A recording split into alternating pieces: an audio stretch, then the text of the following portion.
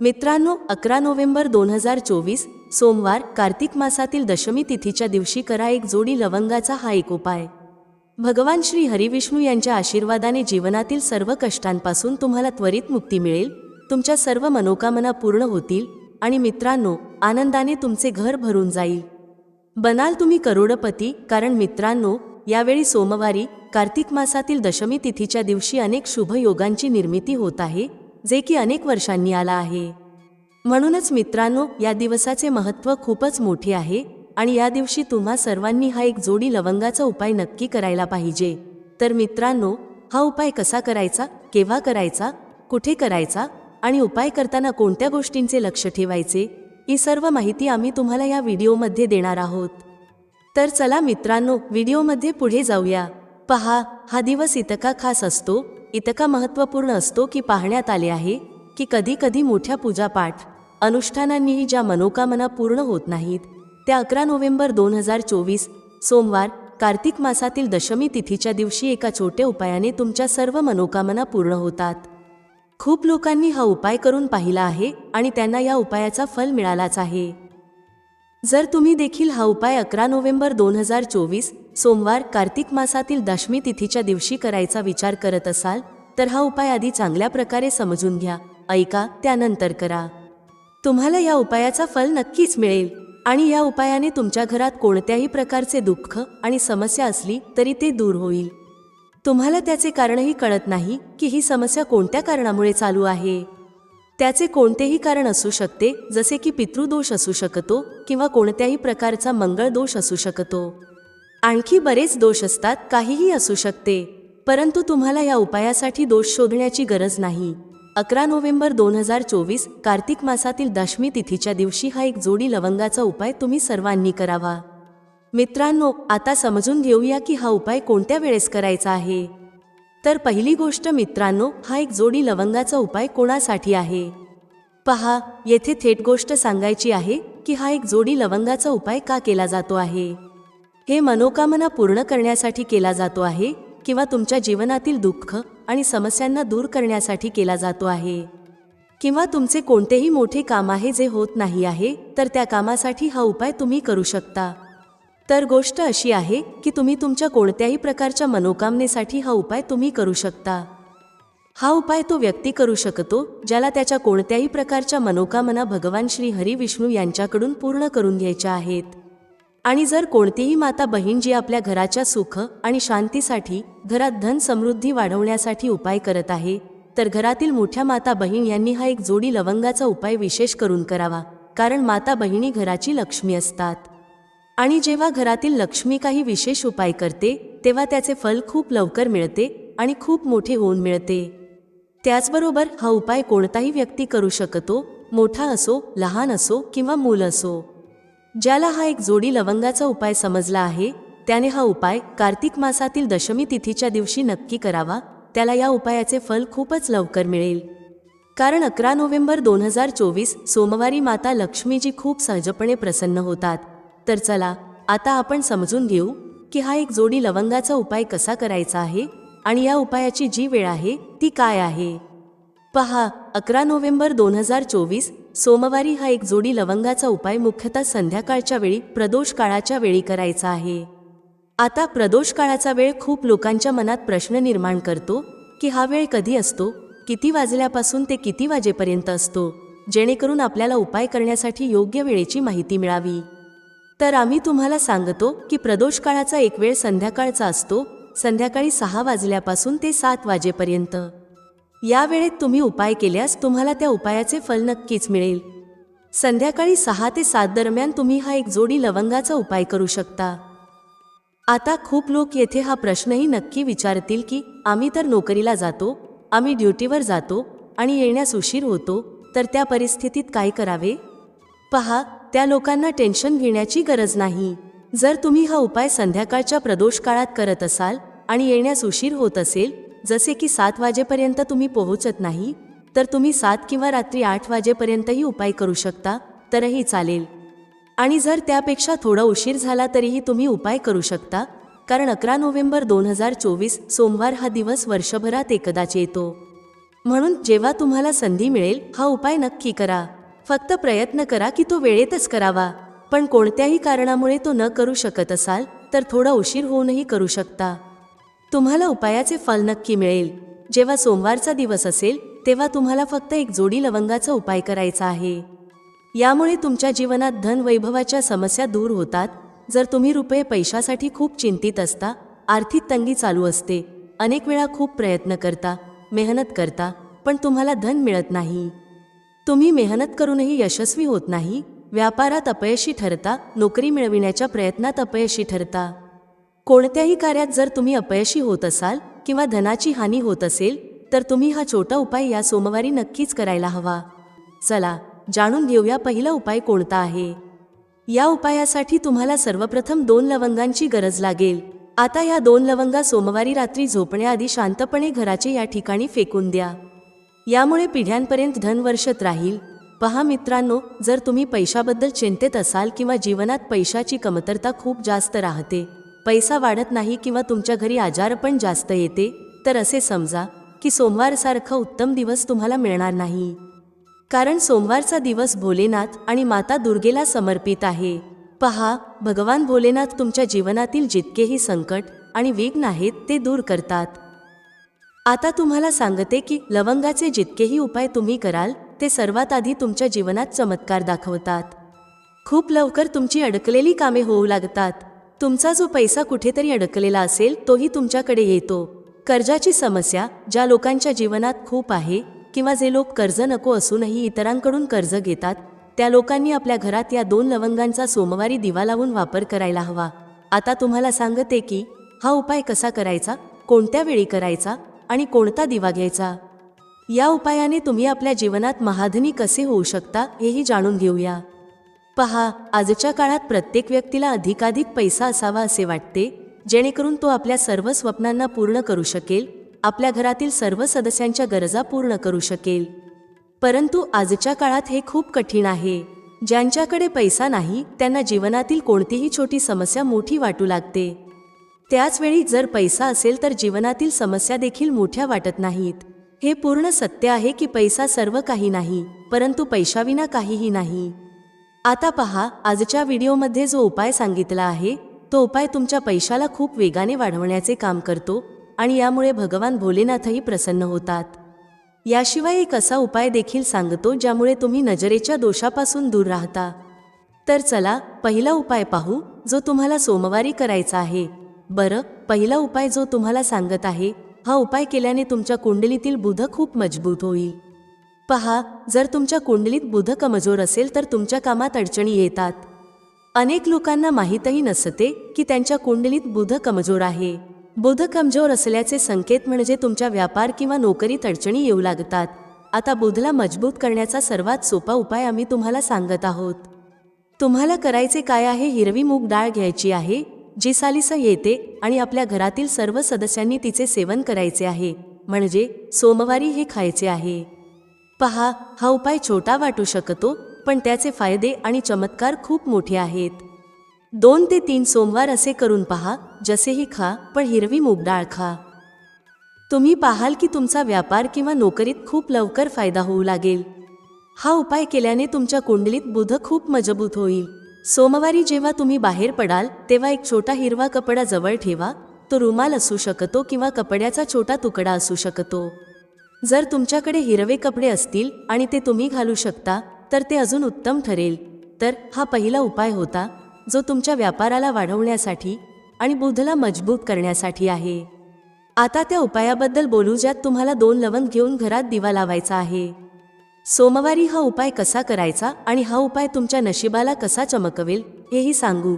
तर पहा, भगवान भोलेनाथ जेव्हा कोणावर आपली कृपा करतात तेव्हा त्याच्या घरात अन्नधनाचे भंडार भरतात. त्याच्या घरात कधीही कोणत्याही गोष्टीची कमतरता राहत नाही. भगवान भोलेनाथ जेव्हा कोणावर प्रसन्न होतात तेव्हा झोपलेले भाग्य खूप लवकर जागते, चमकते आणि ज्याच्या नशिबात नसते ते देखील त्या व्यक्तीला मिळते. कारण भोलेनाथ अतिशय दयाळू आहेत आणि तुमच्या जीवनातील संकटांना कसे दूर करायचे हे ते उत्तम प्रकारे जाणतात. समजा तुम्ही भोलेनाथांना तुमची मनोकामना सांगितली आणि हा उपाय केला तर ते तुमच्या जीवनातील कष्ट कधी आणि कसे दूर करतील हे तुम्हालाही कळणार नाही. आजच्या जीवनातील जो दुःख, जो कष्ट तुम्हाला खूप मोठा वाटतो, जो तुम्हाला वाटते की हा दुःख कधीही दूर होणार नाही, त्या मोठ्या दुःखालाही भोलेनाथ दूर करतात. जेव्हा तुम्ही हा दिव्याचा उपाय करता तर पहा, हा उपाय करण्यासाठी तुम्हाला काय करायचे आहे. सर्वप्रथम तुम्हाला एक दिवा घ्यायचा आहे.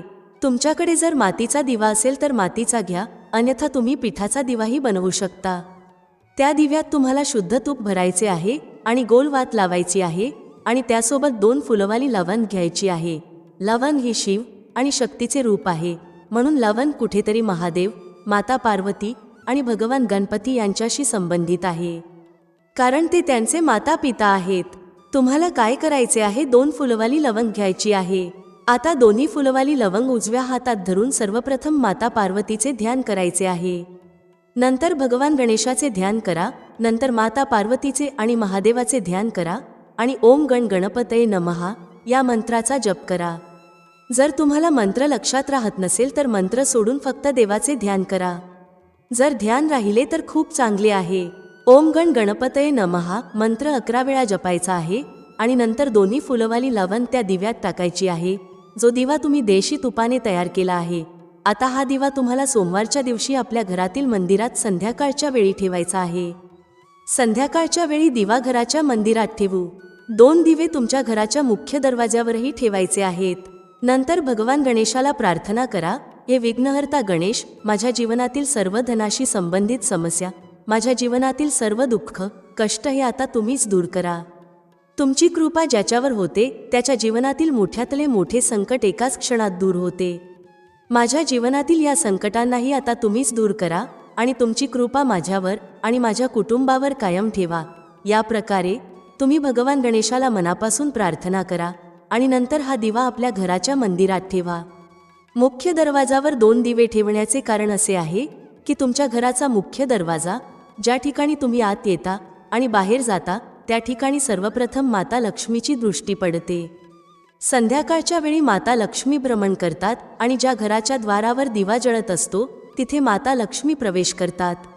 म्हणजे अशा घरात माता लक्ष्मी नेहमी येतात. माता लक्ष्मीला जो प्रसन्न करतो त्याच्या घरात सुख, धन, वैभव सहजपणे येते आणि त्याच्या जीवनात धन येण्याचे मार्ग उघडत जातात. प्रथम पूजनीय भगवान गणेशाची पूजा तुम्ही आधीच केली आहे, त्यांच्यासमोर दिवा लावला आहे. तर आता समजा की तुमच्या पूजेत, तुमच्या उपायात, तुमच्या जीवनात कोणतेही संकट येणार नाही. म्हणून अनेक लोक उपाय तर करतात पण त्याला योग्य प्रकारे करत नाहीत. जर तुम्ही उपाय योग्य प्रकारे केला नाही तर तो यशस्वी होणार नाही. ज्या प्रकारे आम्ही तुम्हाला सांगितले आहे त्या प्रकारे तुम्ही उपाय करा आणि मग पहा कसे तुमच्या जीवनात चमत्कार होतात. रातोरात तुम्ही तुमच्या जीवनात मोठा बदल पाहाल. तुमच्या घरात पैसा येईल, तो टिकेलही आणि अनावश्यक खर्च पूर्णतः बंद होईल. त्याचप्रमाणे जे आजारांमुळे त्रस्त आहेत त्यांनी सोमवारी हिरवी मूग डाळ दान करायला हवी. तर चला आता नजर दोष कसा दूर करायचा हे पाहूया. पहा, जर नजर एखाद्या व्यक्तीला, घरातील एखाद्या सदस्याला किंवा पैशाला लागत असेल तर चांगली घरसुद्धा बर्बाद होऊ शकते आणि व्यक्तीला त्रास सुरू होतात. जे लोक समजतात की नजर काय करू शकते ते नेहमी नजर दोष दूर करण्याचे उपाय करतात आणि ज्यांना माहीत नसते त्यांच्या जीवनातील कष्ट वाढतच राहतात. तुम्ही उपाय करत आहात ही चांगली गोष्ट आहे, पण नजर दोष सर्वप्रथम दूर करणे गरजेचे आहे.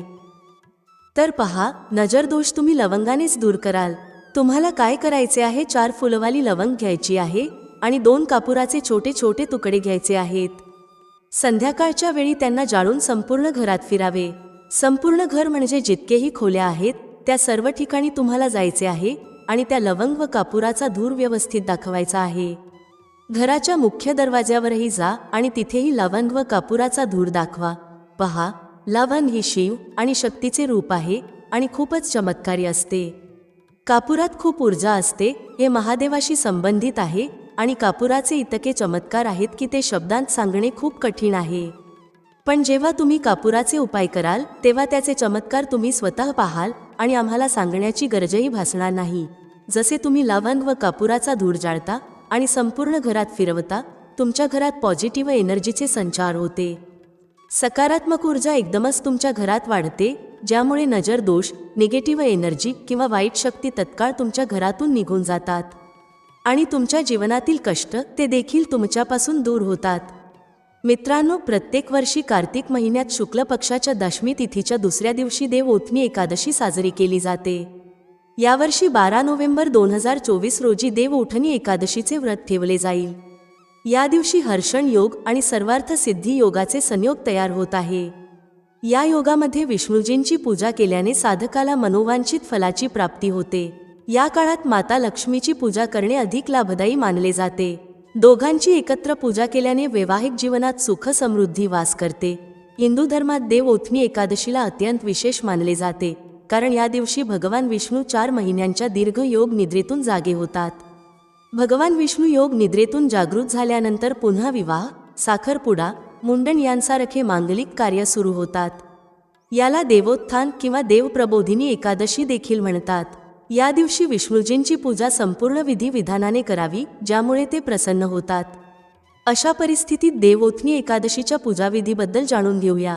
देव ओथनी एकादशी तिथी 2024 कार्तिक महिन्यात शुक्ल पक्षाच्या एकादशी तिथीची सुरुवात नोव्हेंबर 11 रोजी सायंकाळी सकाळचे 6:34 वाजता होईल. ही तिथी पुढील दिवशी नोव्हेंबर 12 रोजी दुपारनंतर पहाटेचे 4:30 वाजता समाप्त होईल. देव ओथनी एकादशीला फक्त निर्जल किंवा जलस्रोत पदार्थांवरच उपवास करावा. जर रुग्ण, वृद्ध, बालक किंवा व्यस्त व्यक्ती असेल तर फक्त एक वेळचे उपवास करावा. या दिवशी भात आणि मीठ यांचे सेवन टाळावे. भगवान विष्णू किंवा आपल्या इष्टदेवाची उपासना करावी. तामसिक आहार जसे की कांदा, लसूण, मांस, मद्य किंवा शिळ्या अन्नाचे सेवन अजिबात करू नका.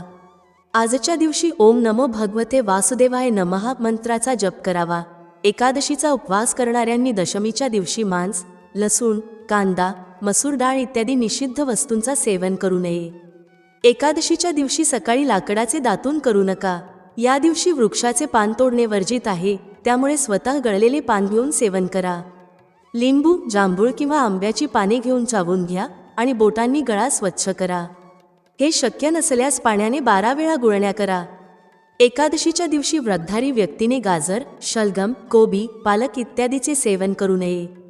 एकादशीला श्री विष्णूच्या पूजेत गोड पान चढवले जाते, परंतु या दिवशी पान खाणेही वर्जित आहे. फळांमध्ये केळं, आंबा, द्राक्ष, बदाम, पिस्ता इत्यादी अमृत फळांचे सेवन करा. सुके मेवे जसे बदाम, पिस्ता इत्यादीचे सेवन करू शकता. एकादशी तिथीला ज्वारी, वांगी आणि शेवग्याची शेंग खाऊ नये. या व्रतामध्ये सात्विक भोजन करा. मांस, मद्य किंवा अन्य कोणत्याही नशिले पदार्थाचे सेवन करू नका. प्रत्येक अन्न प्रभूला नैवेद्य दाखवून आणि तुलसी दाल सोडून ग्रहण करावे. मित्रांनो, या दिवशी जर आपण काही उपाय केले तर आपल्याला त्याचा त्वरित फायदा पाहायला मिळतो. जर तुमच्या करिअरमध्ये अडथळे येत असतील तर देव ओठनी एकादशीच्या दिवशी भगवान विष्णूंचे केशर घातलेल्या दुधाने अभिषेक करा. असे केल्याने सर्व अडचणी दूर होतात. जर एखाद्या व्यक्तीला विवाहाशी संबंधित अडचणींचा सामना करावा लागत असेल तर त्याने देव ओथनी एकादशीच्या दिवशी भगवान विष्णूंच्या पूजेदरम्यान केशर, हळद किंवा पिवळा चंदनाचा तिलक लावा. त्यानंतर भगवान विष्णूला पिवळ्या रंगाची फुले अर्पित करा. असे केल्याने विवाहाचे योग लवकर तयार होतात. कर्जातून मुक्तता मिळवण्यासाठी देव ओथनी एकादशीच्या दिवशी पिंपळाच्या झाडाला जल अर्पित करा. त्यानंतर संध्याकाळी झाडाखाली दिवा लावा. मान्यता आहे की हे उपाय केल्याने व्यक्तीला लवकरच कर्जातून मुक्तता मिळू शकते. कार्तिक महिन्यात तुळशीची पूजा करण्याचे विशेष महत्त्व आहे. देव ओठनी एकादशीच्या दिवशी तुळशीच्या झाडाला उसाचा रस अर्पण करा. त्यानंतर देसी तुपाचा दिवा लावून तुळशी मातेची आरती करा.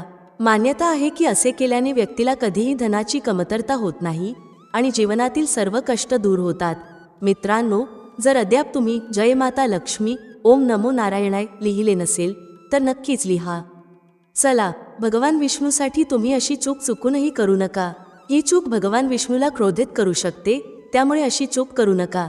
चला, पुढे जाणून घेऊया की कोणत्या चुका भगवान श्री हरी विष्णू यांना क्रोधित करू शकतात. त्यामुळे तुम्ही अशी चूक चुकूनही करू नका, विसरूनही करू नका ही चूक. दुपारी झोपू नका. 4 महिन्यांच्या दीर्घ कालावधीनंतर भगवान विष्णू योग निद्रेतून बाहेर येतात. अशा वेळी आपण दुपारी झोपू नये. आपण यावेळी प्रभूचे कीर्तन भजन करावे. यामुळे माता लक्ष्मी प्रसन्न होतात आणि धनलाभ होतो. झोपणे अशुभ आणि भगवंताचा अनादर मानला जातो. तांदूळाचे सेवन करू नये. पौराणिक मान्यता आणि कथांमध्ये एकादशीच्या दिवशी तांदूळ खाणे निषिद्ध मानले जाते. अशी मान्यता आहे की या दिवशी तांदूळ खाणारा व्यक्ती सरपटणारा जीव बनतो. म्हणूनच तांदूळ, मांस, मद्य इत्यादीचे सेवन एकादशीच्या दिवशी करू नका. तसेच लसूण आणि कांद्याचेही सेवन टाळावे. कोणालाही वाईट बोलू नका. देव उठणी एकादशीच्या व्रताच्या काळात कोणत्याही व्यक्तीला वाईट बोलू नका आणि मनात कोणाबद्दलही वैरभाव ठेवू नका. या दिवशी आपण आपल्या मनात फक्त श्री हरिविषयी श्रद्धा आणि भक्तीची भावना ठेवावी. तेव्हाच तुमची पूजा सार्थक होईल. चुकूनही तुलसीचे पान तोडू नका. तुलसी भगवान विष्णूला अत्यंत प्रिय आहे. अशा वेळी चुकूनही या दिवशी तुलसीचे पान तोडू नका. त्यामुळे भगवान विष्णू रुष्ट होतील. देव ओथणी एकादशीला पिवळे वस्त्र, मुरली, धान, गहू, मका, बाजरी, उडीद, वस्त्र, शेंगाडा, शकरकंदी, ऊस, मौसमी फळ, केशर, केळी, हळद, मोरपंख आणि शंख इत्यादींचे दान करणे शुभ मानले जाते. दान करताना हे लक्षात ठेवा की याचा उल्लेख तिसऱ्या व्यक्तीकडे चुकूनही करू नका, कारण दान जितके शक्य होईल तितके गुप्त ठेवावे. मित्रांनो, हे जाणून घेणे तुमच्यासाठी खूप महत्त्वाचे आणि खास आहे की देवोत्थान एकादशीचे महत्त्व आपल्या वेदांमध्ये आणि पुराणांमध्ये उल्लेखलेले आहे. अशी मान्यता आहे की दिवाळीनंतर होणाऱ्या या एकादशीच्या दिवशी ईश्वराचे उत्थान होते. म्हणूनच विवाह, उपनयन किंवा गृहप्रवेश इत्यादी सर्व शुभ कार्य देवोत्थान एकदाही नंतर सुरू होतात. याच कारणाने या एकादशीच्या दिवशी तुलसी विवाह देखील केला जातो. घरात तांदुळाच्या पिठाचा चौक बनवला जातो. या दिवशी फटाकेही फोडले जातात. देवोत्थान एकादशीला सामान्यतः छोटी दिवाळी असेही म्हटले जाते. एकादशीच्या या दिवशी मंगलग्रह पुन्हा आपली शक्ती प्राप्त करतो. कार्तिक शुक्ल एकादशीच्या दिवशी तुलसी विवाहासह घरातील सर्व सकारात्मक कार्य सुचारू पद्धतीने करता येतात. तुलसीचे रोपटे निसर्गाचे चित्रण करण्यासह औषधी वनस्पती मानले जाते आणि लाभदायी असल्याने सर्वांना दानात दिले जाते. 4 महिन्यांच्या निद्रेनंतर भगवान विष्णूंच्या जागरणानंतर त्या क्षणापासून सर्व शुभ कार्य केले जाऊ शकतात. या दिवसापासून विवाह आणि इतर अनेक शुभ कार्यक्रमांची सुरुवात होते. या दिवशी व्रत ठेवण्याचेही अत्यधिक महत्त्व सांगितले आहे. गौमातेला या दिवशी गूळ नक्कीच खायला द्या. पोळीमध्ये गूळ ठेवून खायला द्या. असं म्हणतात की हे केल्याने आपले सर्व पाप, दुःख, वेदना नष्ट होतात आणि सुखांची प्राप्ती होते, धन दौलत मिळते. म्हणून मित्रांनो, हा उपाय तुम्ही नक्कीच करा. मित्रांनो, हा उपाय सर्वात खास आणि सर्वात चमत्कारी उपाय मानला जातो. म्हणून हा उपाय नक्की करा आणि हा व्हिडिओ जास्तीत जास्त शेअर करा. जर अजूनही तुम्ही कॉमेंटमध्ये जय माता लक्ष्मी टाईप केले नसेल तर आत्ताच टाईप करा. भेटूया पुढील व्हिडिओमध्ये एका नवीन चर्चेसह. तुम्हा सर्वांचे मनःपूर्वक आभार. श्री स्वामी समर्थ. जय श्री राम, जय श्री हनुमान, जय श्री कृष्ण, जय माता लक्ष्मी.